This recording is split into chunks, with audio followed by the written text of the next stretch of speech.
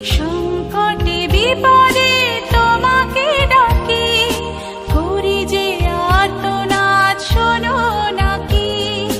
নিবেদিত প্রাণ চাই শুধু ত্রাণ, আলোয় আলোয় ভরে যাবে যে মন।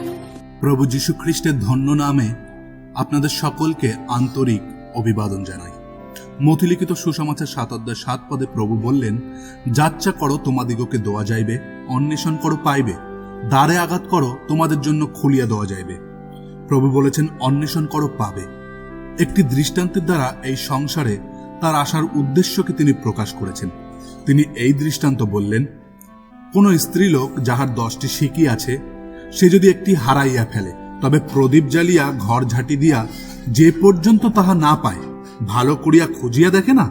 আর পাইলে পর সে বন্ধু বান্ধব ও প্রতিবাসিনীগণকে ডাকিয়া বলে, আমার সঙ্গে আনন্দ করো, কারণ আমি যে সিকিটি হারাইয়া ফেলিয়াছিলাম তাহা পাইয়াছি। তদ্রূপ আমি তোমাদিগকে বলিতেছি, একজন পাপী মন ফিরাইলে ঈশ্বরের দূতগণের সাক্ষাতে আনন্দ হয়। যাদের উদ্ধার পাওয়ার প্রয়োজন, সেই সকল পাপীকে খুঁজতে ঈশ্বর স্বয়ং এই পৃথিবীতে নেমে এসেছেন। কিন্তু আপনি কি আপনার পাপ অবস্থাকে জেনে উদ্ধারের খোঁজ করছেন? যদি আপনার উত্তর হ্যাঁ হয়, তবে আপনাকে বলি, সেই উদ্ধারকর্তা প্রভু যীশু খ্রিস্ট আপনার জন্য অপেক্ষা করছেন। তিনি নিজেকে বলিদান করে আপনার মুক্তির মূল্যকে চুকিয়েছেন এবং তিনি পুনরায় জীবিত হয়েছেন আপনাকে স্বর্গে নিয়ে যেতে।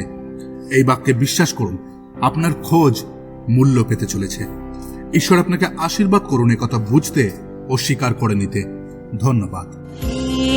ঈশ্বর তুমি রক্ষা করো, আমরা তোমারই রয়েছি শরণ।